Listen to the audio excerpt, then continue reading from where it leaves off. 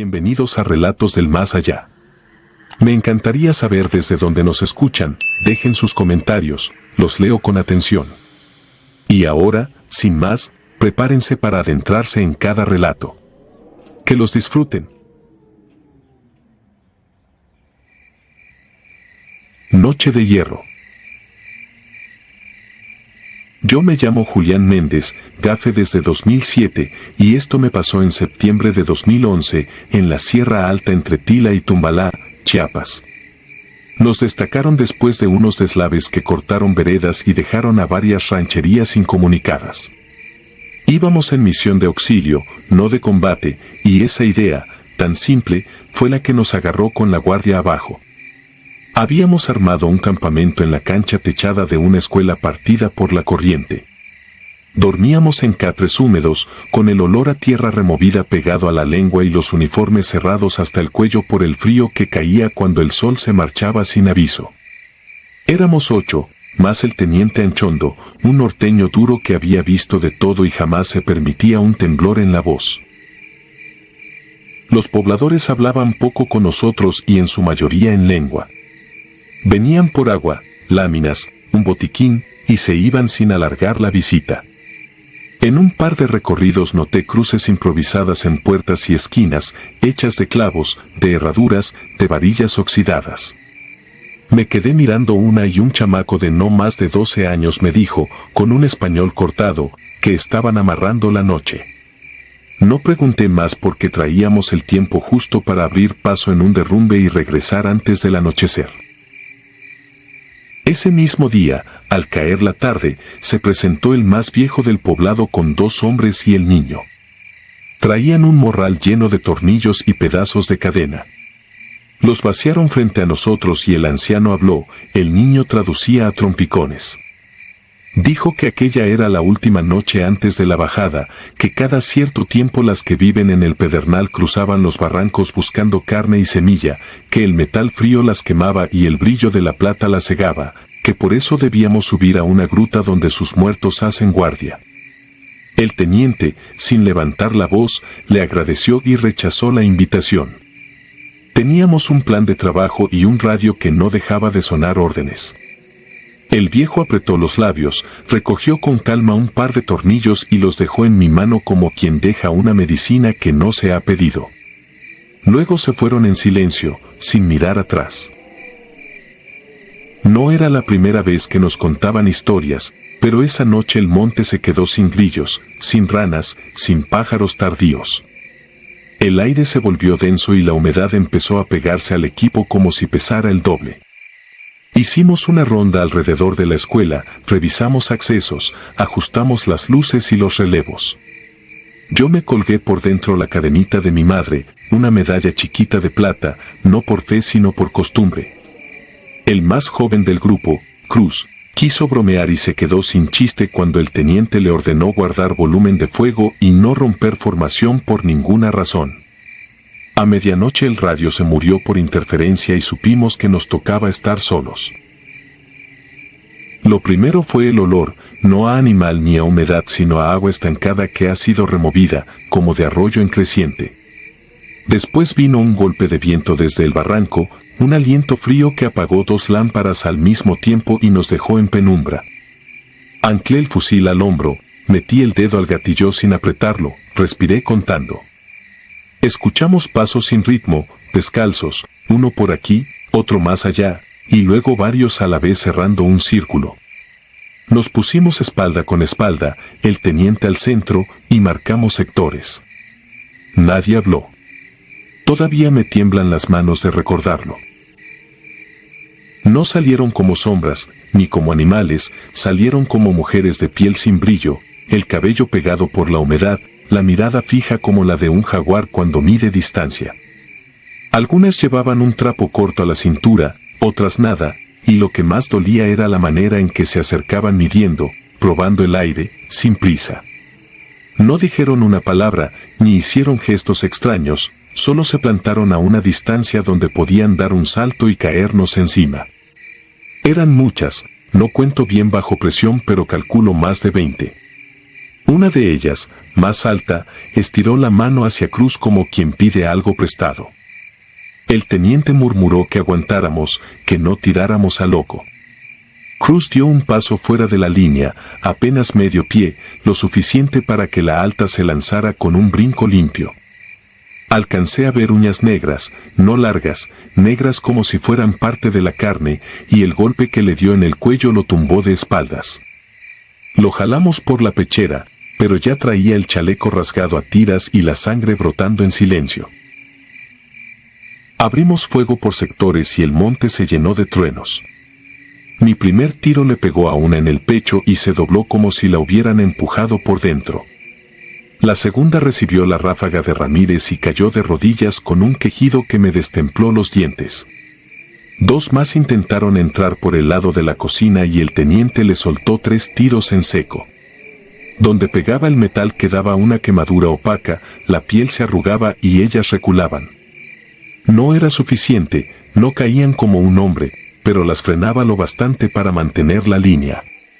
Algunas tropezaban al tocar las varillas clavadas en el piso, otras evitaban a toda costa el brillo de mi medalla cuando la luz la alcanzaba. El ruido llamó a más. Las vi bajar por la loma como si flotaran entre los troncos. Cuando trataban de rodearnos echaban mano a lo que encontraban, piedras, ramas, trozos de teja, y los lanzaban para distraer, no por fuerza sino por astucia. Una se dejó venir por mi flanco y sentí el golpe en el antebrazo como un martillazo. Metí la mano al morral de herramientas, saqué un puño de clavos, los aventé con rabia y la mujer se echó atrás como si le hubiera arrojado carbones encendidos. A partir de ahí encontramos un patrón, metal directo al contacto, plata al rostro, balas con calma. Estábamos torpes de miedo pero no inmóviles. Cruz dejó de moverse. Le hicimos un cerco para que no nos lo arrastraran. Pasaron minutos que me parecieron horas. Gastamos cargadores con cuidado, cambiando uno a uno, cubriéndonos por turnos, sin gritar instrucciones, solo con golpes cortos en el casco y señas. Las que quedaban nos miraron sin odio, con una hambre vieja, como si supieran que la siguiente vez sería distinto. La alta, la misma que tumbó a Cruz, dio un paso, tensó los músculos como para otro salto, y luego se detuvo. Nos olfateó como una fiera que mide si vale la pena perder la pata en una trampa. Levantó el mentón, y en ese gesto supe que habíamos pasado por una prueba que no entendíamos. Se retiraron sin correr, volviendo al barranco, perdiéndose entre los troncos con la misma calma con la que habían llegado. Nos quedamos de pie, sin caer, porque el cuerpo aprende a no caerse cuando el ruido baja. El teniente permitió el primer respiro. Revisamos a Cruz. No había nada que hacer.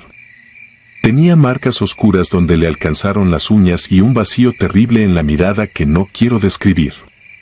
Lo cubrimos con una manta, aseguramos perímetro, recogimos vainas como si fueran oro y esperamos la luz.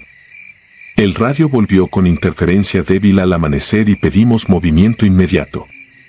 Cuando llegaron los pobladores ya traían picos y palas. Nos ayudaron a abrir una fosa junto al árbol grande que resistió el deslave. No preguntaron nada.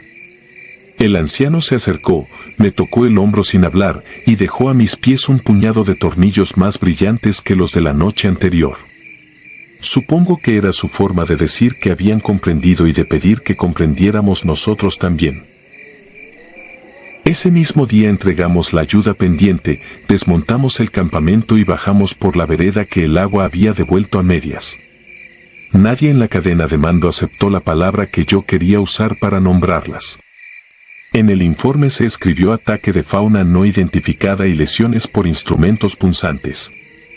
El teniente firmó sin cambiar una sola letra. A mí me dejó cargar el morral de herramientas y la medalla por dentro del cuello del uniforme. Ya no me los quité nunca. Han pasado años y sigo evitando ver mi reflejo por la noche. Si escucho pasos lentos en patios o azoteas cierro los ojos y cuento como en aquella madrugada, espero el aire frío, espero que algo toque las varillas o el brillo de la medalla, y espero la señal que no llega.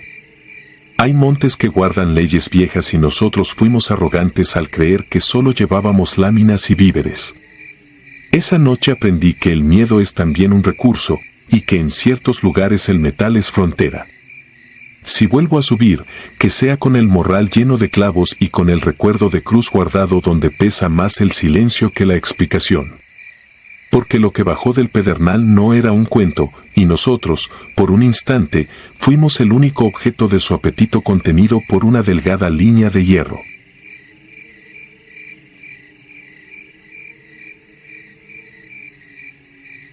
Turno de la 1:30. Me llamo Miguel Armenta y fui gafe entre 2011 y 2015. Me di de baja por algo que no pude explicar en ningún informe, ni a mis superiores ni a mi madre, y que aún hoy me acompaña en cada guardia nocturna que hago como vigilante privado en un parque industrial de Mazatlán. Nos mandaron a la sierra entre Durango y Sinaloa, arriba de Santa María del Oro, a principios de 2012, el aire quemaba en el día y cortaba en la noche. Las cañadas eran una sola mancha oscura donde el ruido viajaba como si buscara meterse en la cabeza de uno. La orden era simple, permanecer en un punto alto durante un mes para observar rutas y notificar movimientos. Lo rutinario de siempre, lo que a veces adormece al más atento. Íbamos 5, yo, Galindo, el cabo Salas y 2 recién llegados a quienes todavía les pesaba el equipo y la mochila. Galindo era de los que no temblaban cuando tocaba entrar, carcajadas breves y pasos firmes, pero a la semana ya se le notaba raro, decía que algo lo seguía desde abajo del río, no lo confesó con voz quebrada ni hizo teatro, lo soltó como quien comenta el clima, una figura sin cara que aparecía por detrás de las jarillas cuando el viento se detenía. Al principio lo tomé como cansancio acumulado. En esas elevaciones todos vemos cosas cuando el parpadeo se alarga más de la cuenta y la lámpara recorta las sombras del monte. Lo extraño empezó el 8º día, escuchamos pasos donde no debía haber nadie, no eran animales, el patrón no era de pezuña ni de patas pequeñas, eran pisadas espaciadas, como de alguien que sube sin cansarse. Apuntamos. Dimos alto, nadie respondió. Salas ordenó dispersión en silencio y cada quien tomó su triángulo de cobertura. Alumbré un claro entre encinos y sentí el calor de la batería en la mano. La luz dibujó algo alargado que cruzó a 3 metros, no vi cara ni manos ni rasgos, solo ausencia, como si la noche estuviera más cargada en un solo sitio. Cuando apagué la lámpara para reposicionar, Galindo ya estaba de pie, rígido, mirando el mismo punto. No fue la única vez, al siguiente amanecer encontramos huellas frescas en una lengua de tierra húmeda, no eran de bota ni de guarache, no parecían pie descalzo, tampoco dejaban bordes claros. Era una marca pareja que no se hundía más de lo que el agua permitía, avanzaba cuesta arriba sin vacilar, como si el peso no existiera. La seguimos hasta donde la vereda se abría a un mirador natural, allí se perdían. No había barranco inmediato, no había piedra limpia donde se borraran, simplemente terminaban en seco, sin vuelta, sin brinco, sin lógica. Las noches siguientes trajeron un silencio raro, la radio se llenaba de estática justo cuando alguien iba a hablar y los relojes parecían atrasarse 1 minuto en cada ronda. Yo anotaba en mi cuaderno los tiempos de cada cambio de posición y al revisar notaba que faltaban líneas, no porque no las hubiera escrito, sino porque la mente se me vaciaba al intentar recordar qué hice durante un lapso que juraría completo. A Galindo lo sorprendí mirando hacia atrás a cada rato, dormía poco y comía a empujones, nunca pidió relevo, orgullo puro, necedad que conozco. La guardia de la 1:30 nos tocó a él y a mí en la 3ª semana, el cielo estaba limpio y las lomas parecían encorvadas como animales que respiran lento, el viento había caído y el generador del punto base llevaba horas apagado para no delatar equipo, el mundo sonaba a piedras que ceden y a ramas que se ajustan. Fue entonces cuando lo vimos, primero como un corte en la oscuridad, después como una figura alta que no caminaba, se deslizaba, pasó por la línea de lámparas como si la luz no lo tocara. Galindo dio un paso adelante sin decir nada, yo le sujeté el chaleco, se soltó con una facilidad que no era normal en él, inició una carrera cuesta abajo, yo fui detrás con la lengua seca y las piernas heladas. Los otros dos tardaron en reaccionar. Salas gritó que nos mantuviéramos en radio, pero la señal cayó justo cuando la figura tomó un recodo entre piedras y matorrales. Alcancé a Galindo en un claro donde el suelo era de polvo fino. Él apuntaba al frente con el dedo, respiraba como si no necesitara aire. La figura estaba a unos 20 metros, inmóvil, recortada por un brillo leve del horizonte. Si era una persona no se movía como tal, no hacía ruido, no alteraba nada. Entonces Galindo arrojó su lámpara, no por furia, sino como quien quiere marcar un blanco. La luz rodó, iluminó medio segundo, y en ese medio segundo lo que vimos no tenía bordes, era él. Silueteado de algo que no estaba hecho para andar donde andábamos. Di un paso atrás, Galindo dio un paso adelante y desapareció. No hubo grito, no hubo golpe, no hubo arrastre, el lugar estaba plano. Su peso debería haber levantado polvo, no levantó nada. Me quedé solo con el zumbido de mis oídos y la sensación de que alguien me miraba desde muy cerca, no arriba ni abajo, sino pegado a mi hombro. Regresé al punto a ciegas, sin encender nada, guiándome por el olor de la tierra y la memoria de las piedras. Tardé en llegar. Cuando por fin subí, Salas me esperaba con los ojos muy abiertos. No me recordó protocolos, no me exigió reporte, solo me llevó al borde del mirador y señaló. En el claro donde había estado hacía unos minutos había una marca en el suelo. No era caída, no era resbalón, era una forma larga y lisa, como si alguien hubiera apoyado una plancha tibia y la hubiera levantado de inmediato. Ninguna pisada alrededor, nada que explicara por qué faltaba uno de los nuestros. El amanecer llegó sin que volviéramos a bajar. A las 7 se organizó búsqueda con radio encendido y ruta previa. Cubrimos cañadas, revisamos troncos, caminamos en abanico hasta quemarnos las plantas de los pies. No hubo rastro de Galindo, no hubo equipo tirado, no hubo credencial, no hubo nada. Cuando el helicóptero hizo 2 pasadas, el rotor levantó polvo en el mismo claro. El operador dijo por radio que veía un brillo raro, como si alguien hubiera regado aceite. Al bajar, el brillo no estaba, se pegaba a la vista, desaparecía al acercarse. El informe que firmé esa tarde omitió todo lo que acabo de escribir. Puse ausencia durante patrullaje, posible caída, búsqueda sin resultados. Salas, más prudente que creyente, dijo que no escribiríamos lo que no podíamos sostener y yo asentí. La cabeza me daba vueltas, a ratos pensaba que tal vez Galindo corrió porque decidió irse, pero conocía su terquedad y sus lealtades. No era de dejar a nadie a media loma. Esa noche, ya sin helicóptero ni refuerzos, nos quedamos 4, el generador volvió a la vida, la luz pegó en las lonas y nos dio una paz artificial. A la 1:30 exacta, la radio prendida escupió un chasquido, luego una respiración muy marcada, luego silencio. No me atreví a decir el nombre de Galindo ni a preguntar si alguien había hablado. Salas se limitó a bajar el volumen y señalar el reloj. La aguja de los segundos estaba detenida y sin embargo el tiempo pasaba. No lo escribí en ninguna parte, solo lo estoy poniendo aquí, porque lo que sucedió después me quitó la costumbre de callar.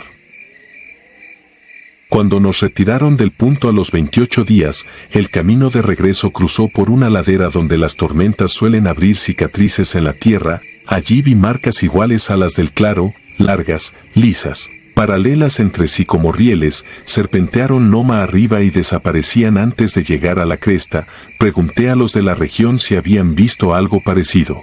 Uno de ellos dijo que a veces aparecen esas líneas cuando la tierra se asienta. No supe qué contestar, yo había visto algo que no necesitaba asentarse para moverse. Me fui de alta un año después, no por ese único hecho, sino por lo que me dejó en la cabeza.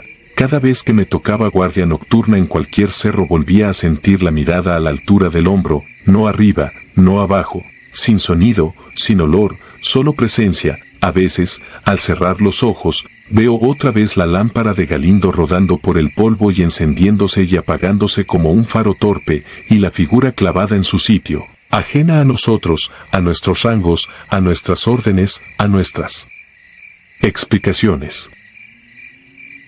Nunca supe qué escribió Salas en su reporte final, nunca supe qué dijeron los de arriba a los de arriba de ellos. Sé lo que yo firmé y sé lo que yo vi.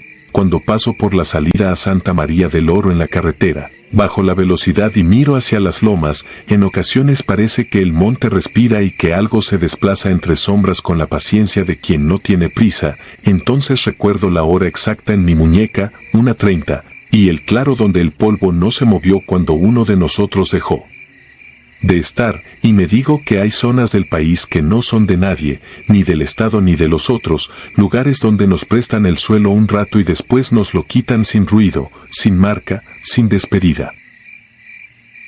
Si alguien me pregunta por qué me fui, digo que por asuntos personales, y es cierto, porque no hay nada más personal que seguir viendo en la oscuridad la forma de lo que no debía estar allí y saber que no dependía de mí detenerlo ni entenderlo. Que lo único que me quedaba era retirarme a tiempo para no convertirme en otra línea larga y lisa en un claro de la sierra, invisible para los que todavía creen que todo lo que se mueve puede explicarse con una orden y una lámpara encendida.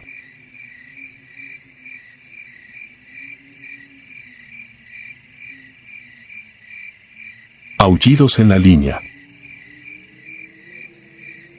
Me llamo Marco y pertenecía a los Gafes más de una década, con campañas en la sierra y en la costa, con noches sin dormir y días que olían a metal quemado. Aprendí a respetar señales que antes me parecían cuentos. Esta historia no me costó la vida de milagro y desde entonces no escucho a un perro sin pensar en lo peor.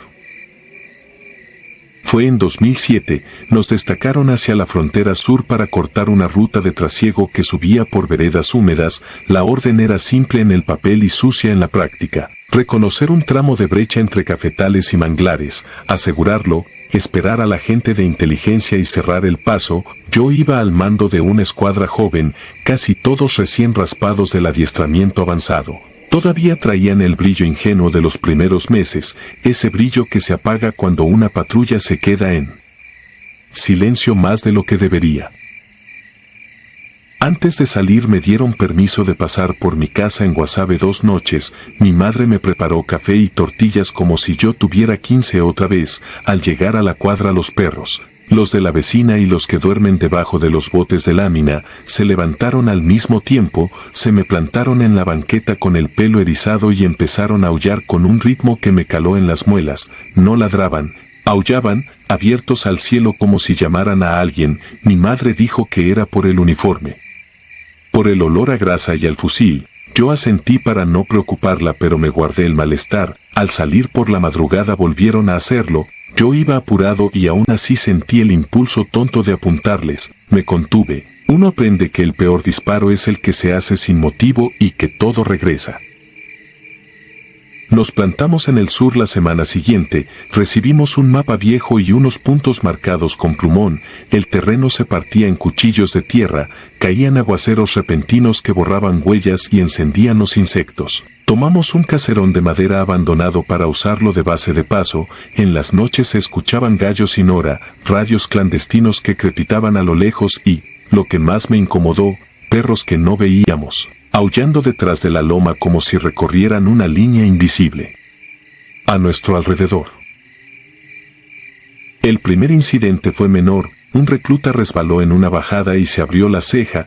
Dijo que al tropezar oyó los aullidos pegados a la nuca, como si le respiraran. Lo curamos, bromeamos, fingimos normalidad. Por dentro yo repasaba rutas de evacuación y códigos. Al segundo día hallamos una fogata reciente y cajas de munición húmedas, cercanas a un ojo de agua que olía a hierro.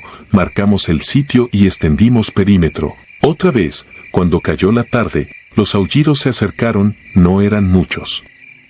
Quizá 3, quizá 4, se movían sin romper ramas, sin destapar su posición, como una guardia que se turna. Los chicos miraban hacia la oscuridad buscando destellos de ojos. Yo les ordené mantener la disciplina y no gastar baterías. El tercero fue el golpe. Al amanecer encontramos a Diego, mi tirador, sentado en la parte trasera del caserón con el fusil apoyado en las rodillas, los zapatos hundidos en lodo y una expresión que no le conocía. No habló, solo señaló el monte. Dijo que en la madrugada oyó a alguien caminar frente a la puerta, golpes levísimos en las tablas, y que, mezclados con la lluvia, sonaron esos aullidos como si fueran llamados por un silbato. Revisamos huellas, nada, ramas enteras, tierra lisa por él. Aguacero, le di café y lo dejé dormir un rato. La tarde de ese día bajamos por una vereda que, según inteligencia, conectaba con un embarcadero. El aire estaba espeso y caliente, olía a planta viva, cada tanto aparecían velas consumidas clavadas en la tierra, listones sin letras colgando de las ramas, señales de que alguien pedía algo ahí mismo. Avanzamos en columna corta, yo oía mi respiración dentro del casco como si fuera otra persona, y entonces los perros, otra vez, esta vez adelante, en la barranca, un aullido largo, otro más, y un tercero que se cortó a mitad como si lo hubieran estrangulado. Cuando los perros se callan así de golpe uno siente que el mundo se queda sin borde. Llegamos al embarcadero y no había lanchas, solo un ancla vieja y marcas de arrastre recientes. Dejé 2 hombres en observación y regresamos. El cielo se puso plomo, empezó la descarga. Al cruzar un puente de troncos una sombra pasó por debajo, no vi más, lo juro, pero el puente vibró como si alguien lo atravesara en sentido contrario. Al mismo tiempo Diego se detuvo y se llevó la mano al pecho. El pulso corría como caballo. Decía que el aullido estaba dentro del casco, no afuera. Decidí romper la ruta y regresar por una ladera paralela. Nadie protestó, en la guerra el instinto también es herramienta. Esa noche no quise dormir bajo techo, puse a todos en una media luna hacia el claro, yo me quedé al centro. El reloj digital marcó las 3 cuando regresaron. Eran los mismos aullidos y no lo eran. Venían intercalados con un sonido seco, como metal golpeado a distancia. Cada aullido coincidía con un destello mínimo sobre el caserón. Miré a Diego, ya no era miedo lo que tenía, era resignación. Se levantó sin pedir permiso y fue al cuarto donde acumulábamos mochilas. Escuché el cerrojo de su arma corta y en la siguiente exhalación tronó. Corrí, intenté meter el hombro y la puerta pegó contra la pared. Lo vi en el piso, la mano todavía firme, la mirada apuntando a ningún lado. No grité, no di órdenes. Solo sentí el calor del aire volverse un horno donde no se quema nada. Cubrimos el cuerpo, radié la novedad, pedí extracción. La lluvia lavó todo menos la marca del disparo en la tabla. Los perros se callaron por fin y al callarse dejaron una especie de silencio con aceite, pesado, pegado a la lengua. A la mañana llegaron los de arriba con procedimientos, fotografías, frialdad. Yo firmé lo que había que firmar, dije lo que había que decir, que nunca hubo contacto, que no detectamos sombras humanas, que la vereda estaba limpia, que los aullidos eran perros. Y nada más. Mientras hablaba vi que uno de los oficiales miraba el cuarto como si reconociera a un patrón. No pregunté, no quería que mi cabeza guardara otra carga. Me comí el duelo en seco porque no hay otra manera. Regresamos al norte con la bitácora limpia y un hueco en la formación, perdón, un vacío. Aprendí a evitar esa palabra. Con el tiempo los muchachos cambiaron de pelotón. Yo seguí bajando y subiendo sierras hasta que los años me hicieron lento. Pero cada diciembre, cuando me quedo unos días en casa, los perros de la cuadra me reconocen de inmediato y empiezan a aullar como si no hubieran olvidado la primera vez. Ya no les apunto ni por broma. Dejo que terminen, que marquen algo que yo no alcanzo a ver. Hace 2 navidades, volví a Guasave después de un operativo largo. Al doblar la esquina los perros se pusieron en guardia, aullaron sin mirar. Me siguieron 10 metros y se detuvieron. Entré a la sala, dejé el casco sobre la mesa, me serví café, olía a pólvora vieja aunque yo no había disparado ese día. Abrí la puerta del cuarto de mi adolescencia y sentí el aire un poco más frío. En la silla junto a la ventana, la que usaba para lustrar botas, había una pequeña mancha oscura que mi madre juró no haber visto nunca. Tal vez era humedad, tal vez no. Esa noche, sin querer, me quedé dormido vestido, desperté sobresaltado por un aullido que parecía salido del pasillo y por el golpe de un metal que no estaba en la casa. Me levanté con el corazón en la boca, abrí todas las puertas, nada. Cuando me asomé al patio vi al perro del vecino mirando fijo hacia el interior de mi cuarto, no a mí, sino al respaldo de la cama. Movía la cola apenas, como si estuviera saludando a alguien.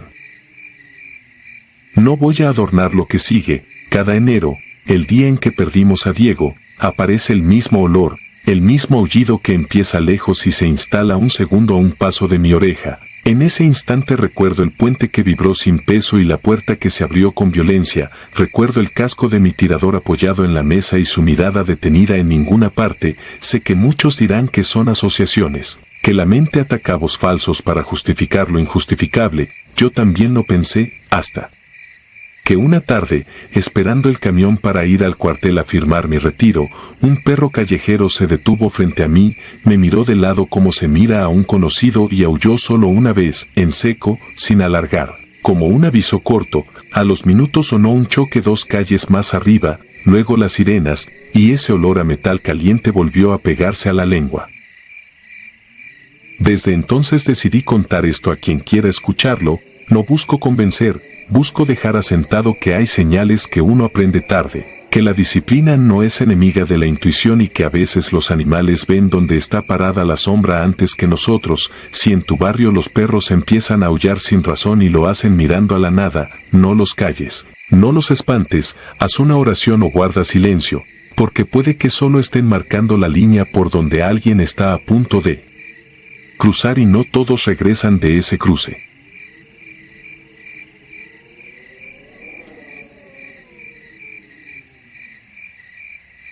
Guardia de Breña.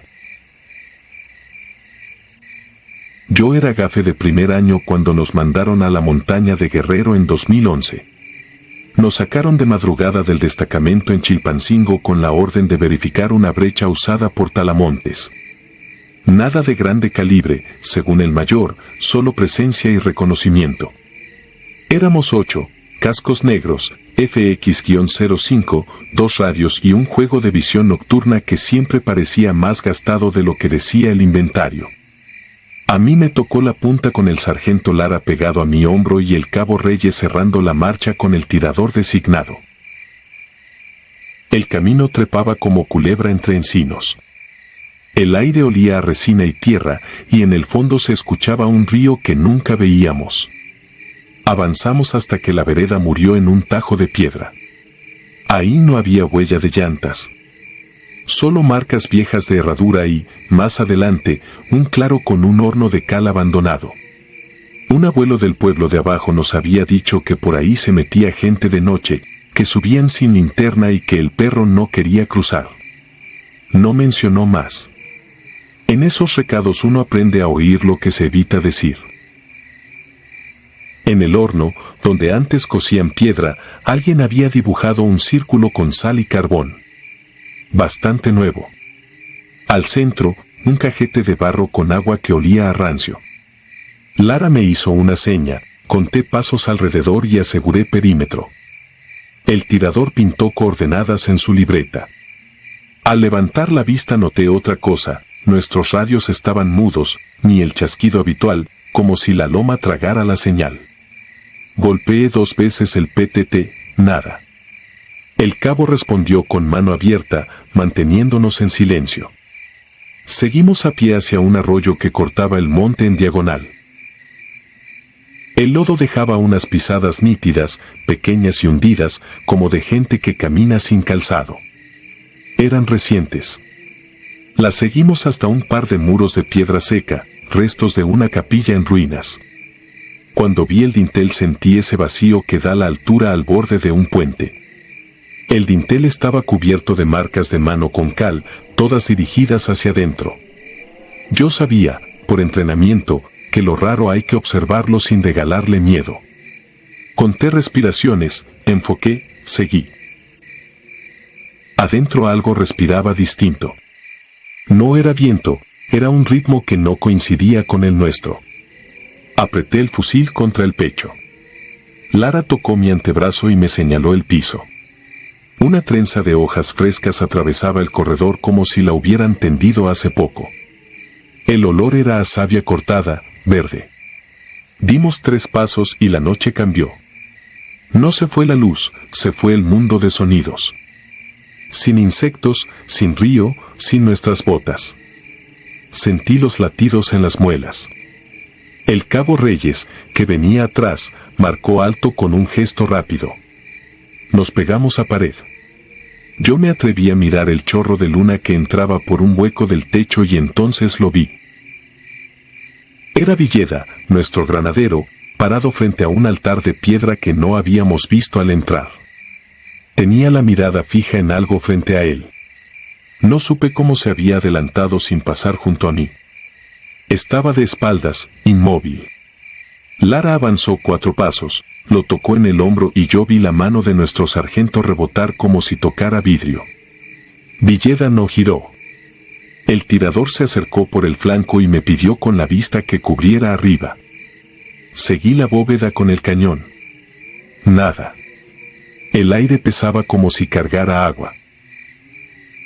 Lara se atrevió a colocarse frente a Villeda. Lo miró unos segundos, dio un paso atrás y me habló sin soltar la mandíbula. Me dijo que lo escoltara de regreso al claro. Tomé a Villeda del chaleco y sentí su tela helada, como sacada de un refrigerador. Caminó sin levantar polvo. En el umbral me di cuenta de otra cosa. Sus botas estaban limpias.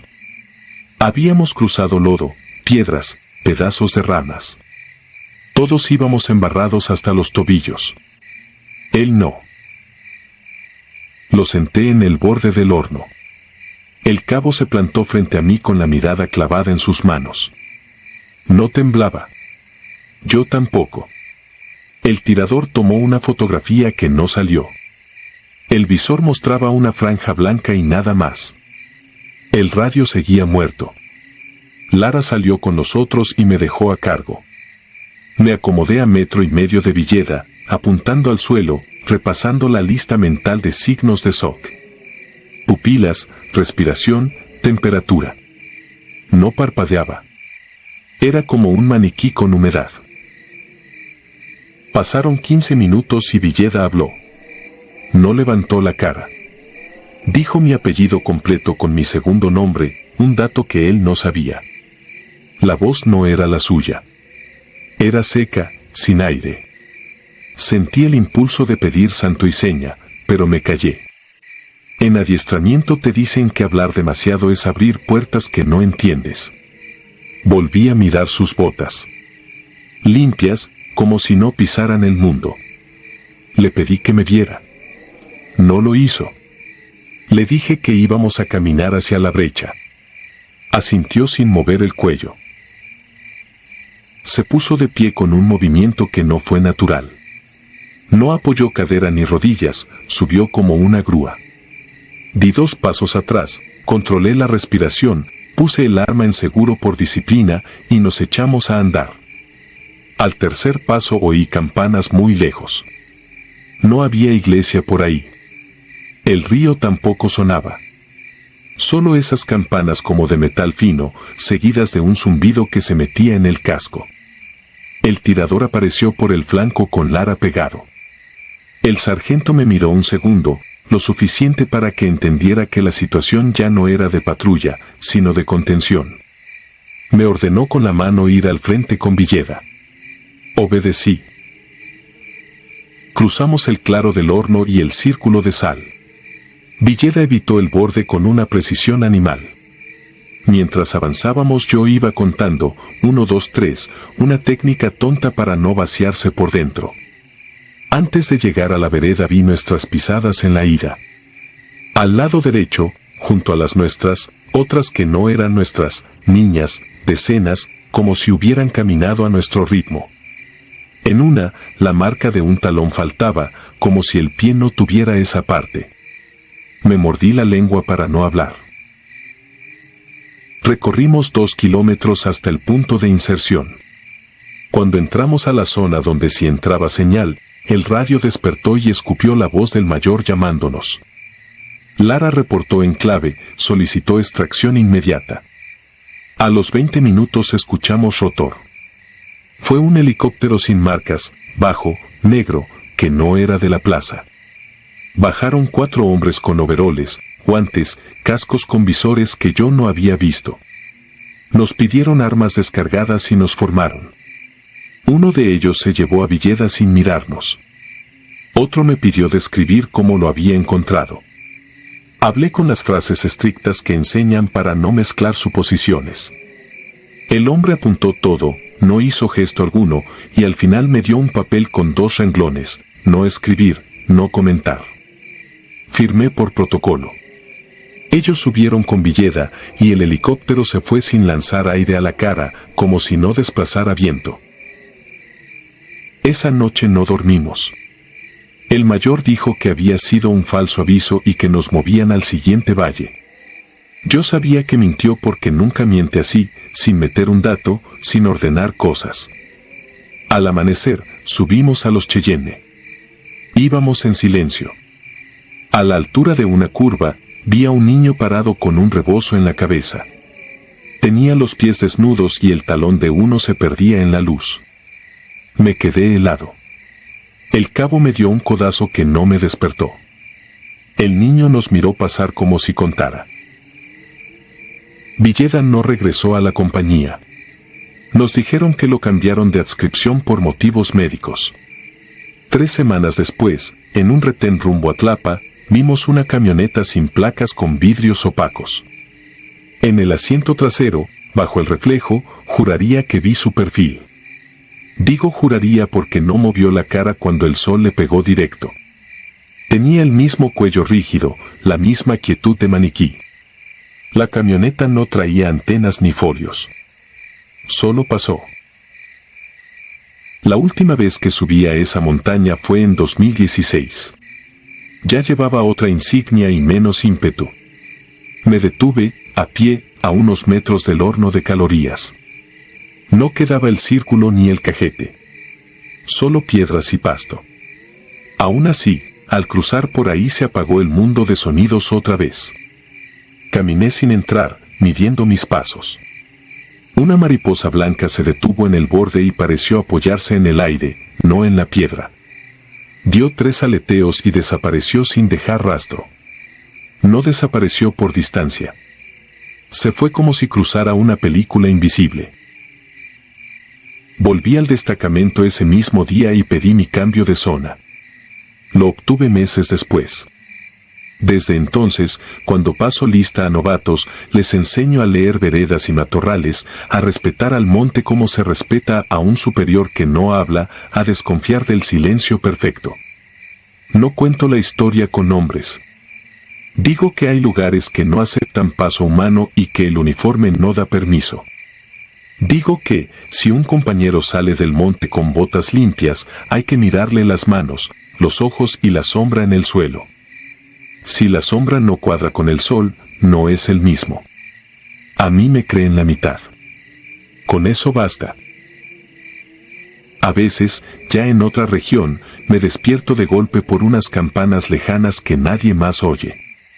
Abro los ojos y veo el techo del dormitorio como si fuera la bóveda de aquella capilla. Me quedo muy quieto, cuento despacio, 1, 2, 3, y la vida regresa.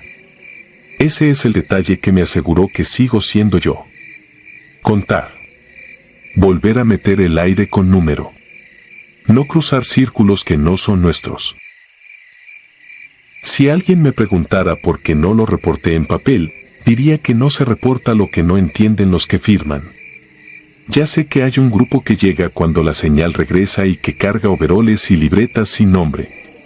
No sé de dónde salen ni a dónde llevan a los que se quedan quietos y fríos. Sé que, si vuelvo a ver a Villeda en un camino sin polvo en las botas, voy a mirarle el talón. Si no está, no me va a escuchar. Yo solo voy a contar hasta 3 y a seguir de largo, sin dejarle mi sombra. Porque la guardia más pesada no es la del cuartel. Es la que uno hace cuando la montaña te mira y te deja pasar, pero te recuerda que no perteneces.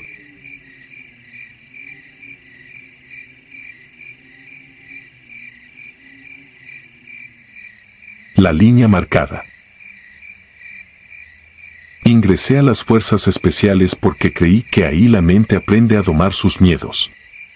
Con el tiempo entendí que hay cosas que no se dejan domar. Me llamo Miguel Armenta y serví con los Gafes entre 2008 y 2016. Esto ocurrió en 2011, en la sierra entre Veracruz y Puebla, cerca de Zongolica, cuando nos destacaron para asegurar brechas y desactivar campamentos. No era una zona de guerra abierta, pero el monte escondía demasiadas miradas.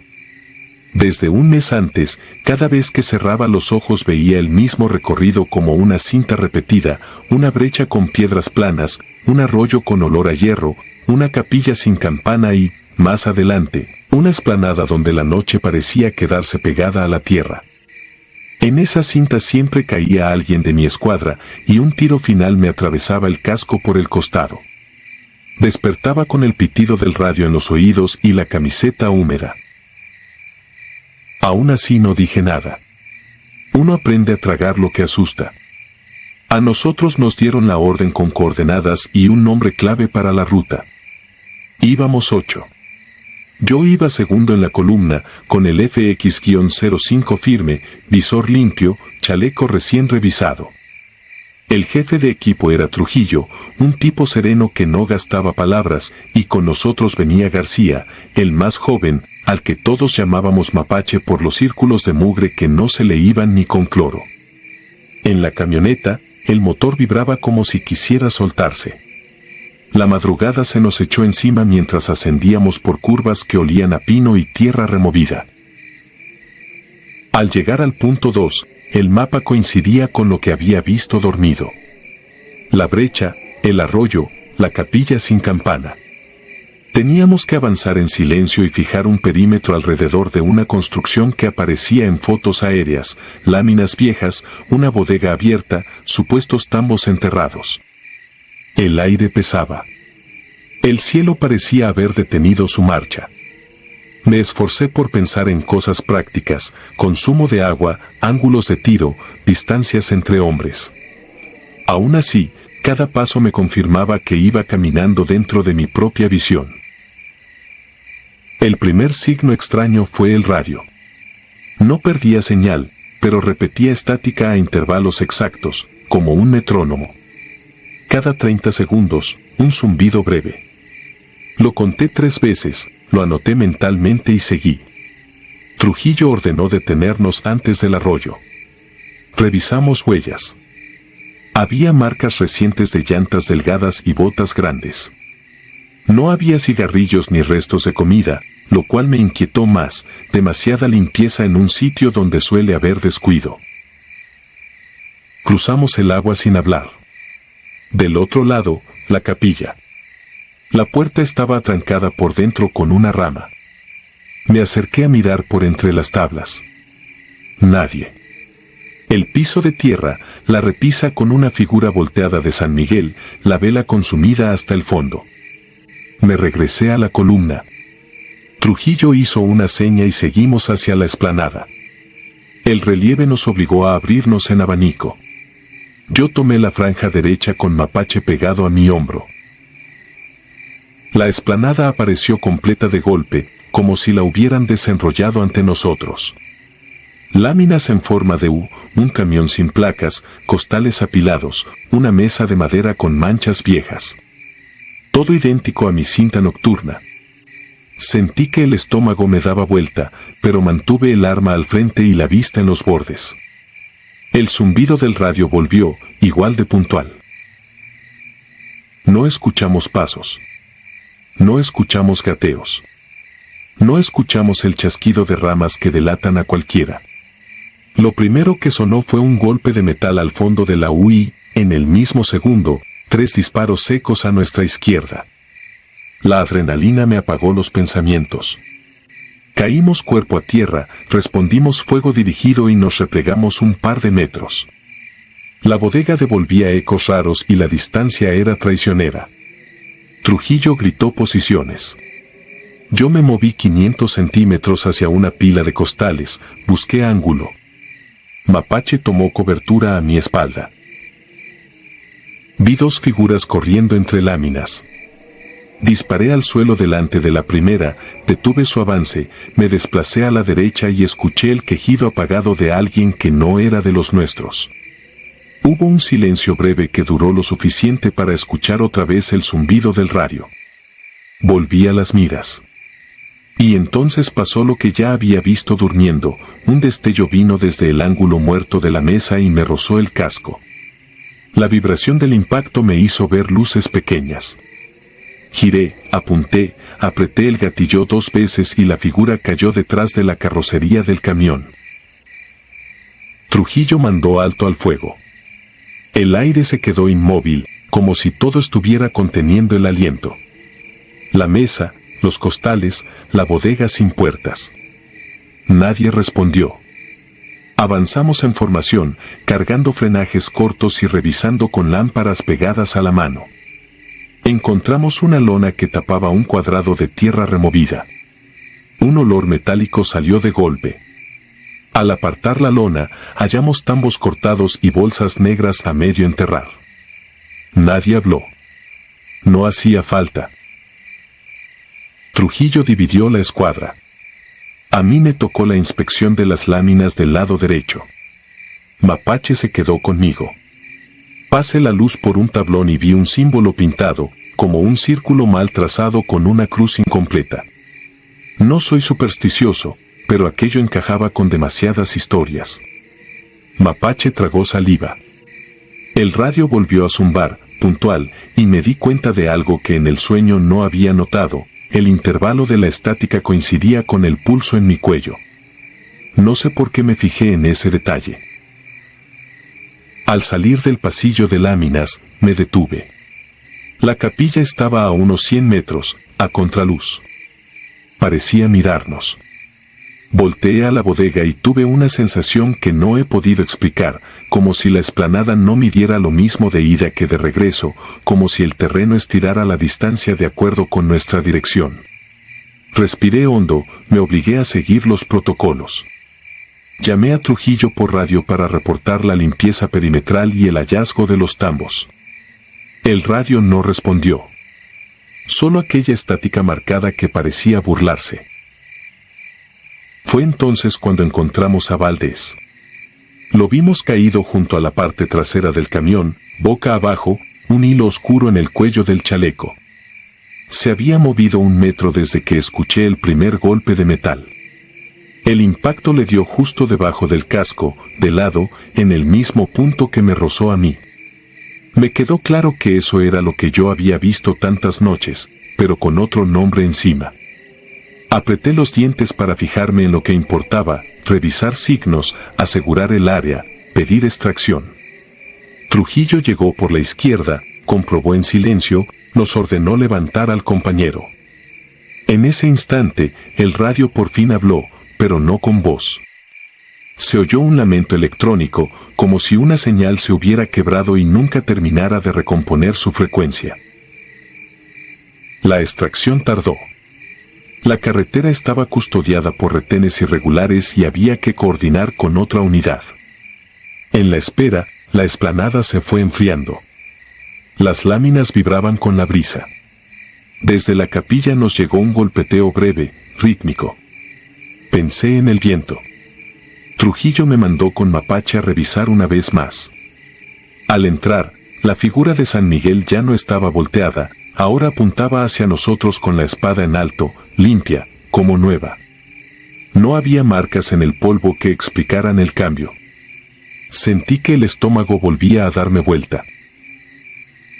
Salimos de la capilla sin hablar. La explanada parecía más ancha otra vez. Vi mi casco con la marca del impacto y comprendí algo que me perseguiría desde entonces. Esa noche mis visiones no eran advertencias del futuro. Eran la memoria de un sitio que no aceptaba a los vivos en sus reglas. Que acomodaba espacios, tiempos y trayectorias para que la línea se cumpliera siempre, sin importar el nombre que llevaras bordado en el pecho. La línea era caer en ese ángulo, a esa hora, con esa vibración en el oído. A Valdés le tocó ocupar mi lugar en la cinta. A mí me tocó quedarme, sin merecerlo más que él. Nos retiramos al amanecer. El camión con nuestro compañero se perdió entre curvas. El sol quiso asomar, pero la neblina baja lo sostuvo un rato, como si tampoco quisiera ver. En el parte oficial, todo fue claro y medido. En la libreta que guardo, escribí otra cosa, que el terreno respira, que hay lugares donde la geometría se tuerce, que algunas capillas vigilan sin ojos. En los meses siguientes, cada vez que un radio hacía ese zumbido exacto, me detenía un segundo a contar. Nunca falló el intervalo. Nunca más vi la explanada, pero cada anuncio de estática me ponía en el mismo tramo de brecha, con el mismo olor en la nariz, la misma espada apuntando. No sé si esto le sirva a alguien. A lo mejor es solo una historia más que la sierra traga. Pero desde entonces, cuando un sitio coincide demasiado con un sueño, yo ya no le pongo valor de signo. Le pongo valor de trampa. Y camino distinto, aunque me cueste la orden. Porque hay lugares que no quieren que llegues. Quieren que regreses por el mismo carril en que te tienen marcado. Y si no te toca hoy, le tocará a tu hermano de uniforme. La línea no se rompe. Solo cambia de nombre. Yo sigo aquí porque alguien, esa noche, cambió el mío.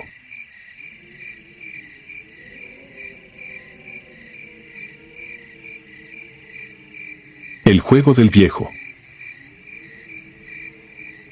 Me llamo Iván, gafe desde 2009. Lo que voy a contar pasó en julio de 2013, en la Sierra de Durango, durante una operación de reconocimiento y apoyo a erradicación. Éramos 9, avanzando por veredas que no aparecen en mapas. El sol partía las piedras y el monte olía a resina. Antes del mediodía cruzamos por un repecho donde alguien había puesto una figura de piedra, una cara tallada en lo burdo, dientes marcados con golpecitos de cincel. No era una ofrenda bonita, era un aviso. Nadie dijo nada. El capitán ordenó seguir y yo iba de escolta, atento al radio. A partir de ese punto comenzó lo raro. La brújula giraba como si la montara un imán. Las radios entraban y salían con estática. La topografía se repetía. Barrancas parecidas, árboles con cicatrices gemelas, manchas de sombra idénticas. Se sentía como caminar sobre un mismo tramo una y otra vez. Conociendo la zona esperábamos oír un helicóptero en cualquier momento. Nunca llegó. Estiramos el avance hasta las 5 de la tarde. Sin comunicación y con agua medida, el capitán decidió montar campamento en un claro que olía a tierra caliente y pino fresco. Teníamos planes simples. Comer, hidratar, dormir por turnos y a primera luz reorientar. Apenas cayó la noche apareció una luz a la distancia, una flama fija que titilaba con viento. Se veía cerca, aunque todos sabemos que en la sierra las distancias mienten. El capitán me designó junto con Reyes para ir a reconocimiento. Avanzamos en silencio. El terreno crujía bajo las botas. Cada que creíamos llegar se abría otro pequeño lomo. Tardamos casi una hora hasta que distinguimos una choza ensamblada con troncos, tepetate y ramas. Frente a la puerta, un fuego domado y un hombre muy viejo sentado en un banco bajo. Llevaba camisa de manta desgastada y sombrero tejano ajado. A un lado tenía una coa y una pala. Con la mano libre levantó una botella que despedía vapores fuertes. No vi armas. No había huellas recientes aparte de las suyas. Reyes me miró como preguntando si nos acercábamos. Hicimos seña de aproximación lenta. El viejo no se movió. Se le notaban los pómulos altos, la piel pegada, los ojos brillantes con ese reflejo que da un fuego vivo. Parecía tranquilo. Le pedí permiso para arrimarnos al calor porque en la altura la noche cala. No contestó con palabras. Señaló el suelo frente al fuego y dejó la botella entre sus pies. Me senté sin quitarme el chaleco. Reyes se quedó de pie a mi derecha, semicubriendo el ángulo. Comencé con lo de siempre. Preguntar por el rumbo a la pista, por los valles, por el arroyo que baja al sur. El viejo giró la botella como quien baraja un naipe. Me miró como si quisiera reírse pero le diera flojera. Apenas dijo que allí todo se encuentra y todo se pierde. La frase no me gustó. Le pedí más claro.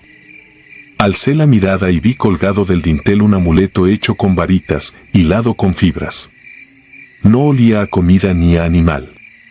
Solo humo y agave. Entonces el viejo habló de la piedra con la cara tallada. Dijo que habíamos cruzado su borde sin pedir paso.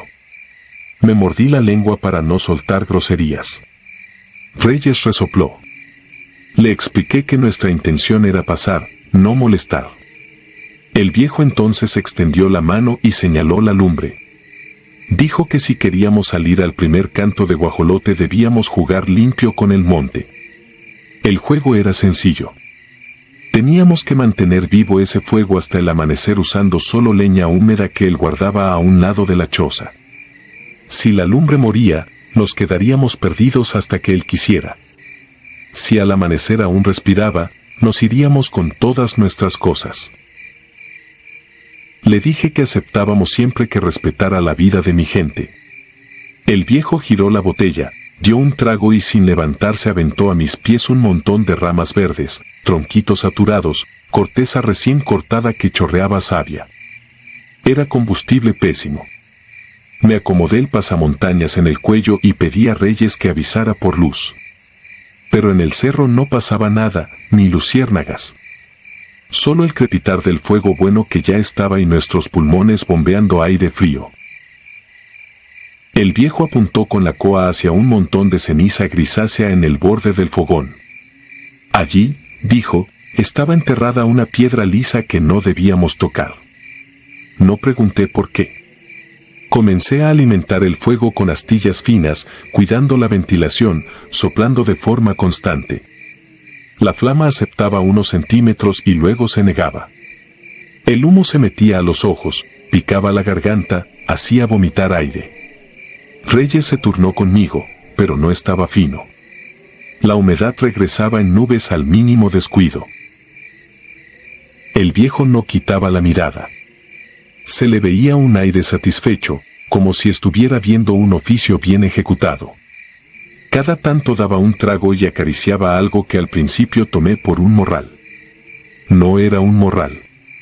Era un perro muy oscuro que había salido de no sé dónde y que se dejó caer a su lado como un costal tibio. Tenía el pelaje liso y unos ojos que parecían traer brasas adentro.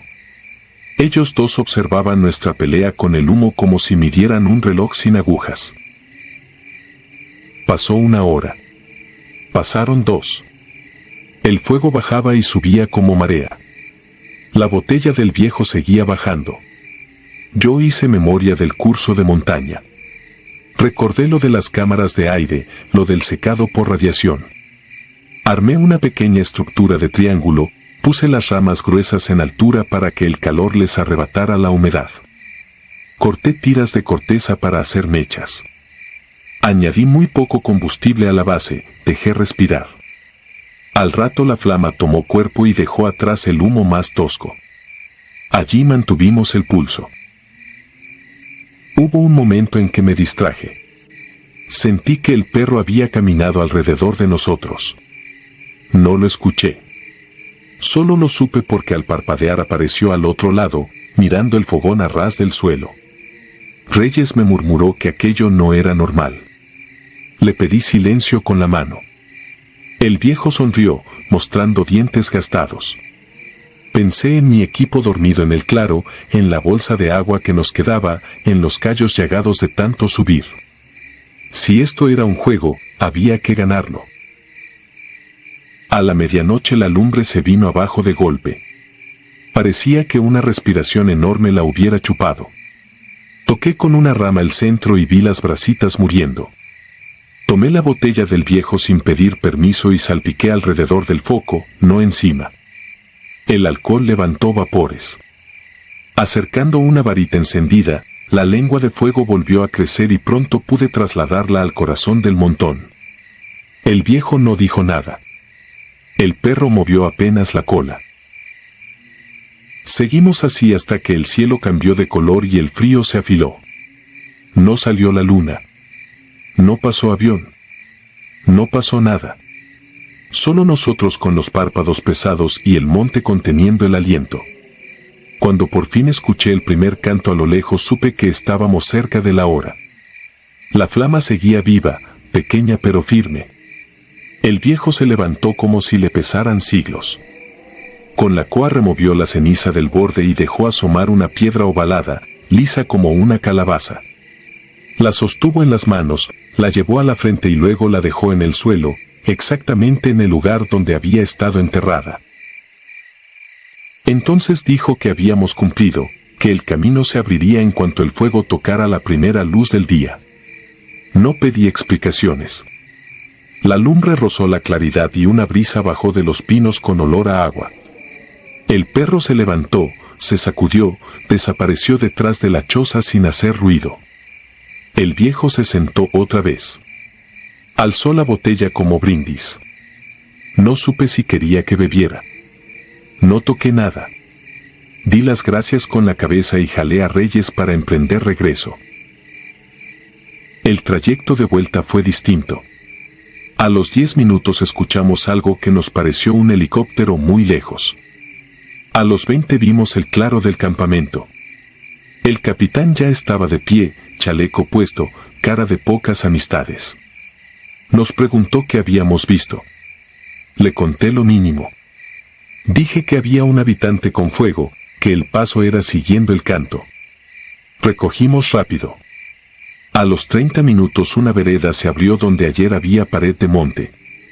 Bajamos al cauce seco de un arroyo y en una hora teníamos señal.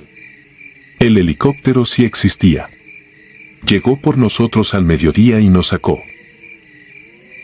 Nunca más volví a esa vereda.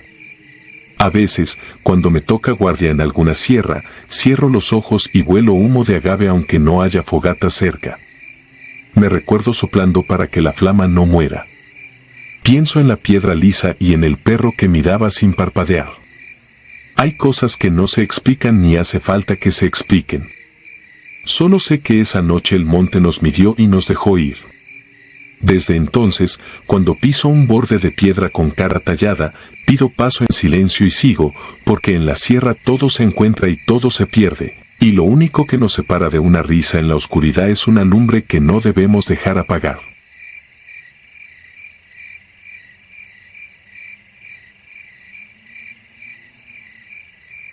Marca de agua.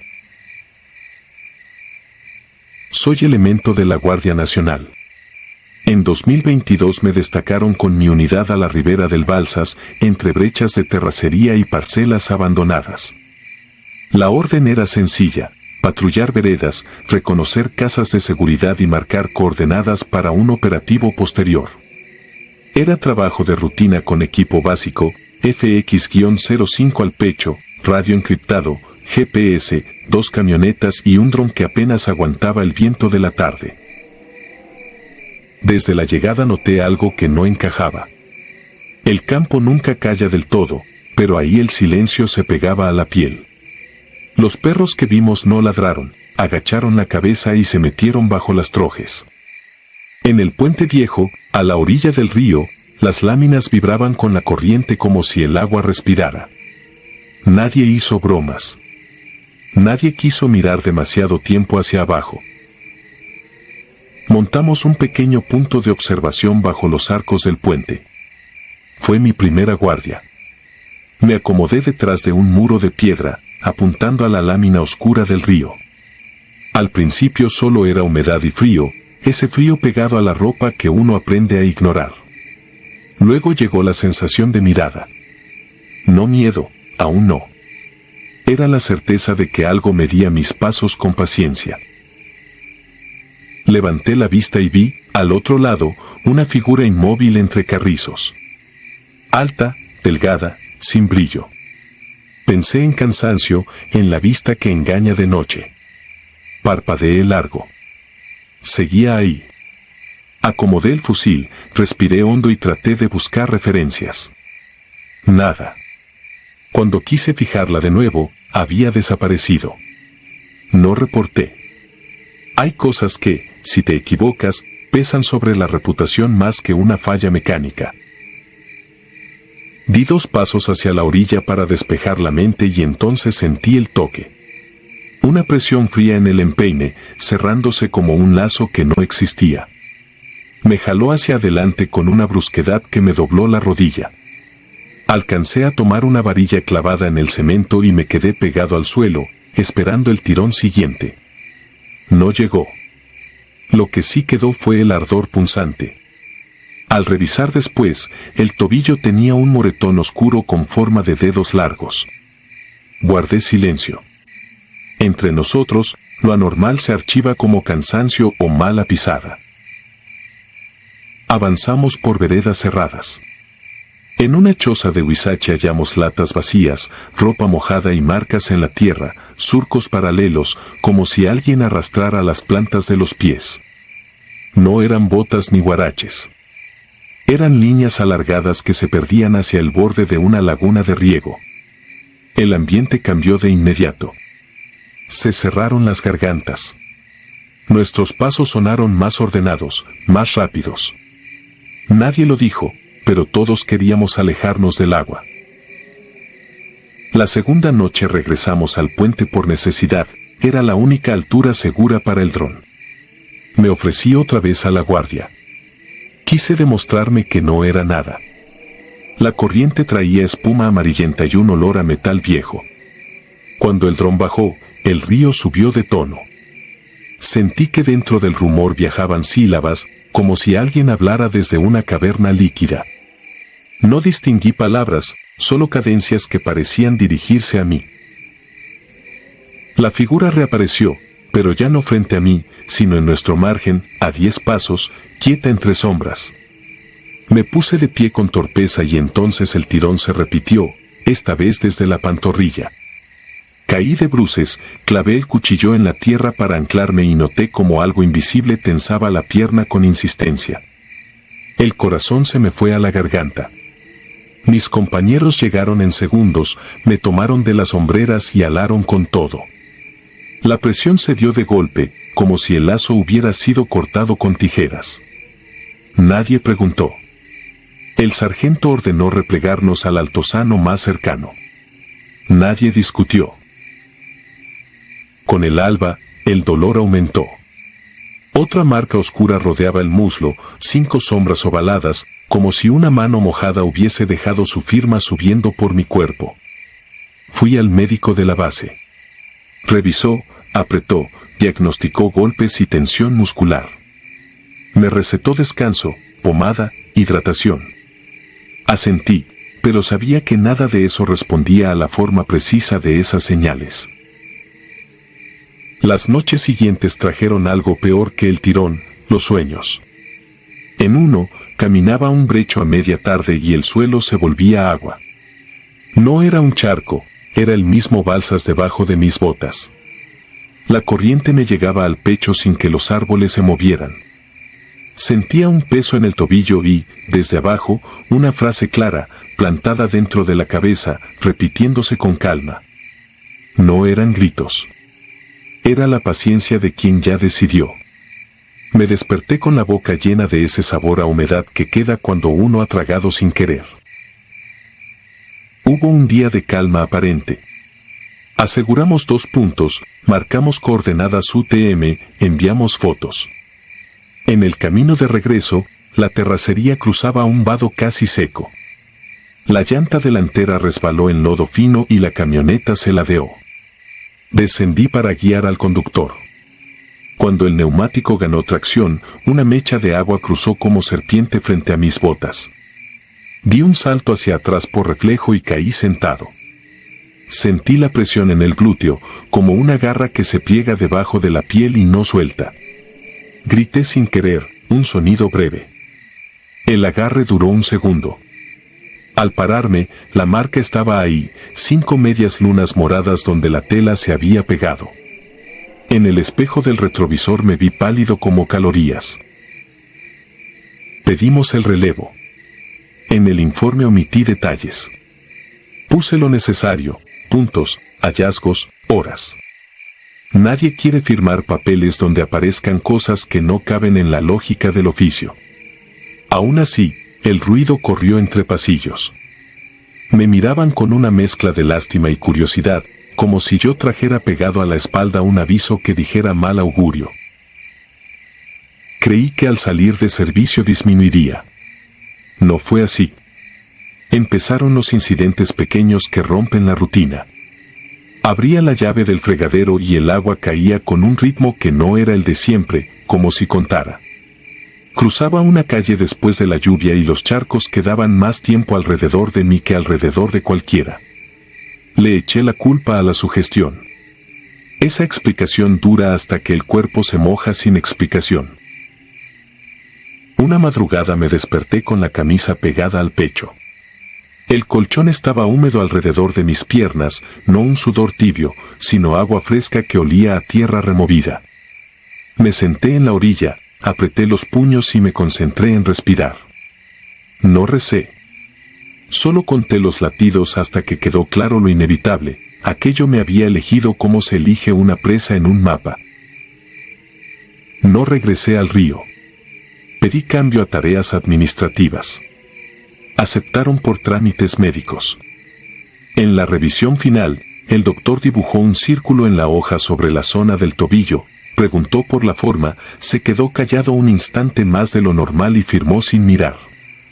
Las marcas tardaron semanas en desvanecerse. No desaparecieron del todo. Si me baño con agua fría, vuelven a aparecer en sombras, como si subieran a saludar bajo la piel. He intentado vivir con esto.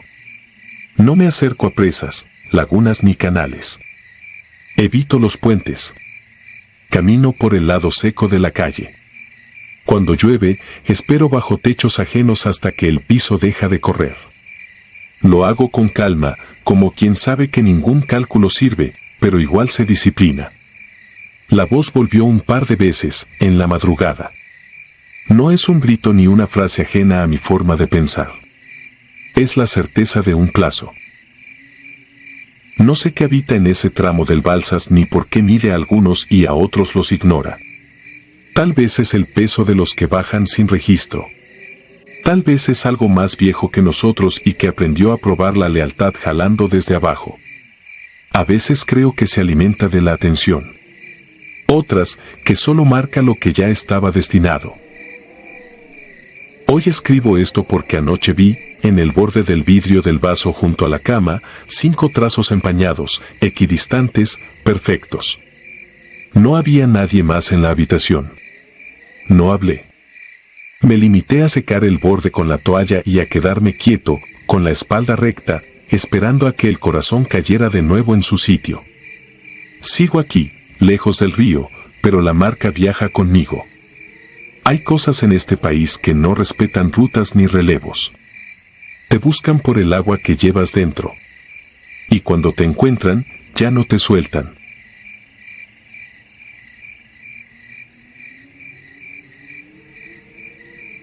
Brecha fría. El parte llegó por radio a las 3:17, cuando apenas distinguía los cerros recortados contra el fulgor verdoso de mis Googles de visión nocturna. Me asignaron la jefatura de la escolta, 4 vehículos ANCAT, 16 elementos de la Guardia Nacional y un cargamento de 15 bidones metálicos asegurados en un operativo antinarco 2 noches atrás. Según el informe, los recipientes contenían precursores químicos con riesgo de ignición espontánea, órdenes estrictas, trasladarlos desde el campamento de San Ignacio hasta un rancho decomisado en la Sierra de Badiraguato, donde un equipo de especialistas los neutralizaría al amanecer. La brecha que debíamos abrir no aparecía en ningún mapa táctico. Era una vereda de tierra roja, húmeda por la bruma del Pacífico y embarrada de huellas recientes de ganado. Me coloqué en el primer Sandcat, fusil FX-05 asegurado y el lector térmico anclado sobre el casco. Antes de avanzar, accioné la linterna infrarroja, un cono imperceptible para el ojo desnudo iluminó la brecha con nitidez espectral. Fue entonces cuando vi las siluetas. Eran cuerpos humanos, quietos, dispersos entre la maleza. Sus contornos se dibujaban con el blanco intenso de los 37 grados centígrados corpóreos. Parecían mirar de frente a la caravana, como defensores de un umbral invisible. Ordené alto total, bajé del vehículo y barrí el paraje con el /diagonal Paz 13 sobre la mira. Ni un soplo de viento. Ni un crujido de rama. Quité los Googles y observé a simple vista, nada, solo troncos desnudos y neblina espesa. Volví a colocar la óptica. Las figuras seguían allí, inmóviles, pero ahora mostraban una anomalía, cada una proyectaba un mínimo destello azulado en el pecho, como brasas de hielo latiendo al ritmo de un corazón. Noté que tenían proporciones idénticas, alrededor de 1,70 m, complexión atlética, botas altas. Podían ser reflejos térmicos de nosotros mismos, pensé, alguna interferencia del equipo. Pero recordé que solo yo llevaba encendido el emisor ID en ese instante. Decidí avanzar. Encallamos a 20 por hora dentro de la mancha de fantasmas termográficos. Los contornos no reaccionaron, se dejaron atravesar, como si existieran en una capa paralela de la noche. A los 100 metros, la señal de GPS cayó a 0 barras y el tacómetro del SandCat vaciló sin causa mecánica. El chofer levantó el pulgar, todo bien, decía, así que mantuve el rumbo hasta llegar al claro donde debíamos transbordar los bidones al almacén subterráneo del rancho. El lugar olía a cal viva, diésel rancio y tierra removida demasiado reciente.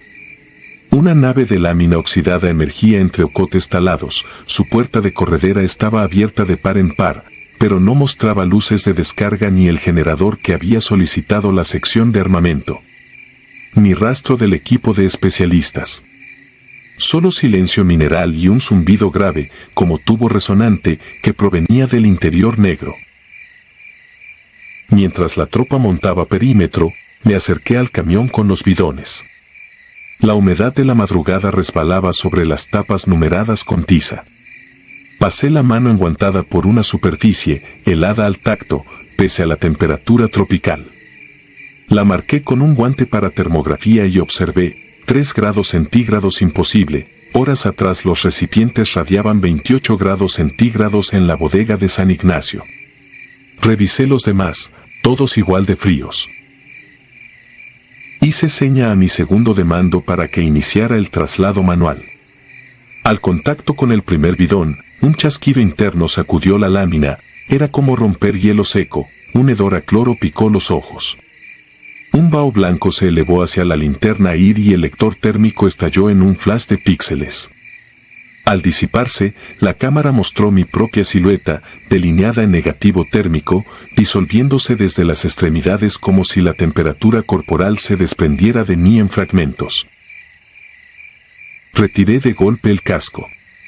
Sentí un filo gélido ascender desde los empeines hasta las sienes.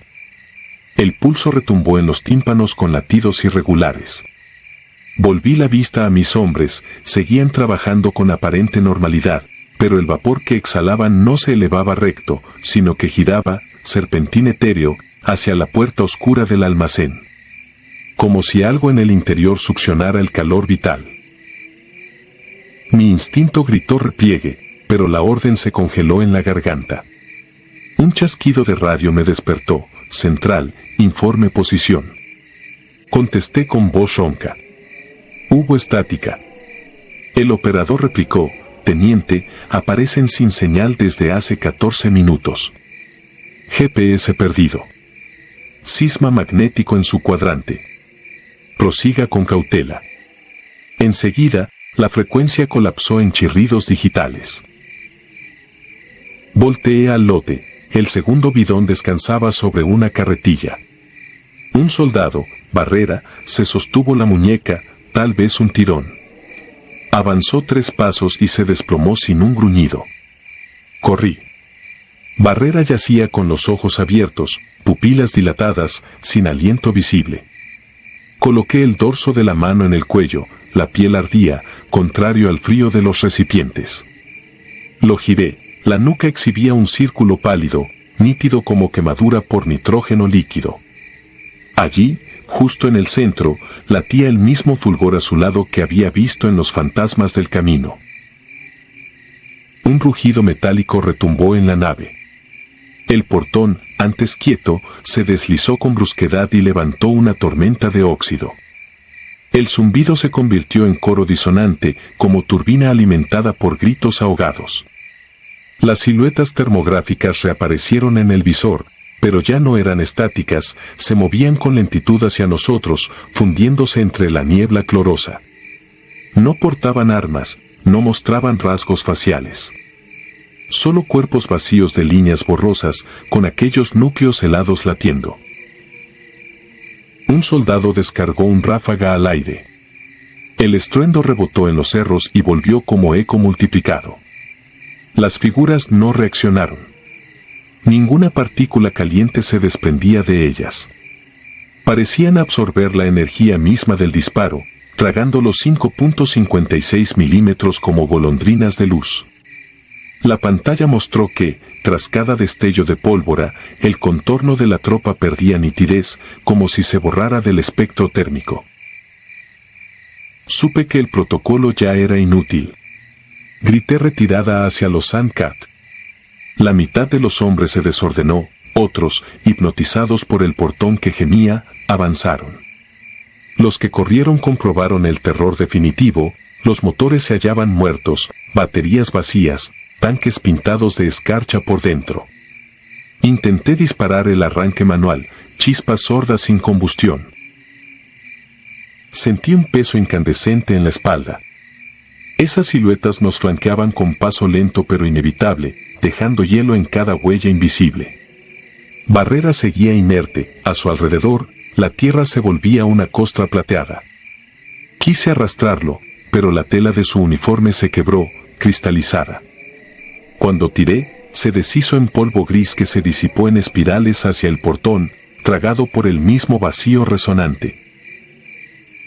Comprendí entonces la lógica siniestra. Los bidones no contenían químicos combustibles, sino algo que devora el calor humano y lo convierte en materia negativa. Un frío absoluto que imprime nuestra huella vital y la usa como molde para construir esos reflejos espectrales.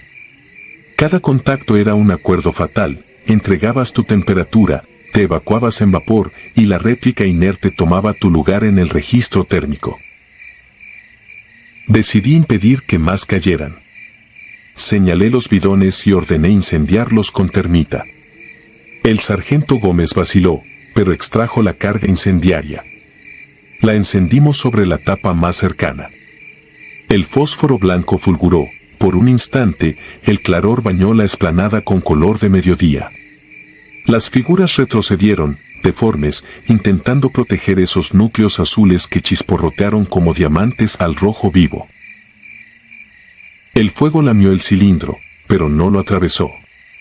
El metal sudó gotas cristalinas que, al tocar el suelo, apagaban la grava ardiente con un silbido helado, dejando cráteres de escarcha que se expandían bajo nuestras botas. Las llamas se encogieron, como si quemaran vacío, luego se extinguieron con un siseo frustrante. El bidón quedó intacto y más frío aún, con un halo de escarcha que se arrastró hasta la suela de mis botas y subió como reptil de hielo. El pánico se convirtió en certeza, no podíamos destruir aquello con calor, nuestro calor era precisamente el combustible que buscaba. Teníamos que sellarlo y romper el vínculo. Agarré cinta de aluminio y sellé las juntas de la tapa al chasis de la carretilla. Luego ordené empujar el contenedor hacia la nave. Tal vez dentro había la presión negativa que succionaba nuestra energía, tal vez, encerrándolo en su cuna, detendría el dreno. El sargento Gómez y yo rodamos el bidón, sintiendo cómo nuestra temperatura corporal oscilaba. El vaho salía azul de nuestras bocas. Al acercarnos al portón, la neblina interior parecía separarse en filamentos que nos examinaban, tentáculos de bruma pendiente de cada latido. Empujamos el tambor dentro. El zumbido se intensificó, luego se replegó profundo, como un pulmón satisfecho. Aferré la manija del portón para cerrarlo. Al hacerlo, un resplandor me cegó, la cámara térmica colgaba de mi pecho todavía activa y mostraba mi silueta a medias, cortada por un negro rotundo del tórax hacia abajo. Sentí un vacío de cintura, como si las entrañas se hubieran ausentado. Me sobrevino el frío más hondo, pensé que caería, pero la mano se soltó al metal, aferrada por escarcha súbita. Gómez tiró de mi brazo. Con su navaja, raspó hielo de mis dedos y me liberó. Cerramos la puerta con un estruendo. Un golpe seco vibró detrás, algo gigante que reclamaba su presa. bloqueamos con cadenas y candados. El vaho de ambos se normalizó, vapor tibio, la temperatura corporal regresaba.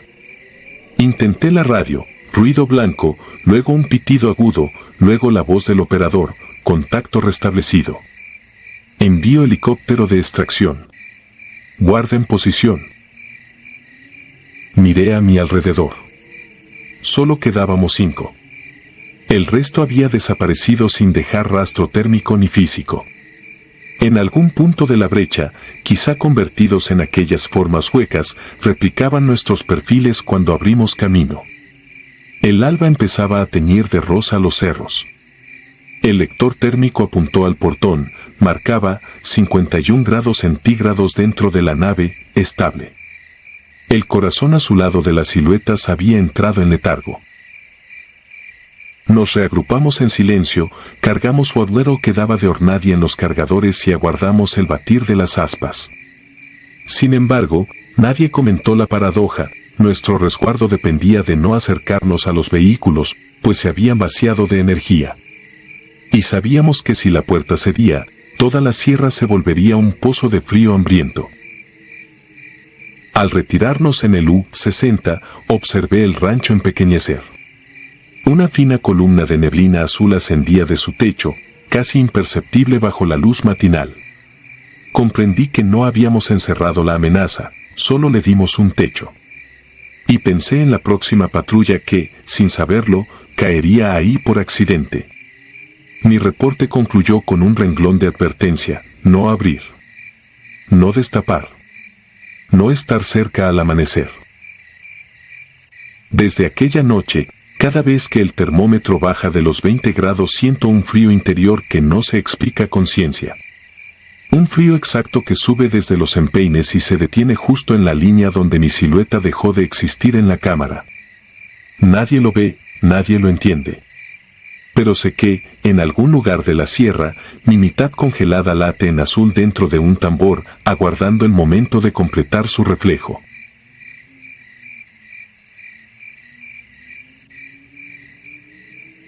Si te gustaron estos relatos, regálanos tu like y déjanos tu comentario, y no olvides suscribirte al canal para que sigas recibiendo las notificaciones de los próximos relatos. Tu apoyo nos ayuda a seguir creciendo dentro de YouTube. Nuevamente, mil gracias y nos vemos en el próximo relato.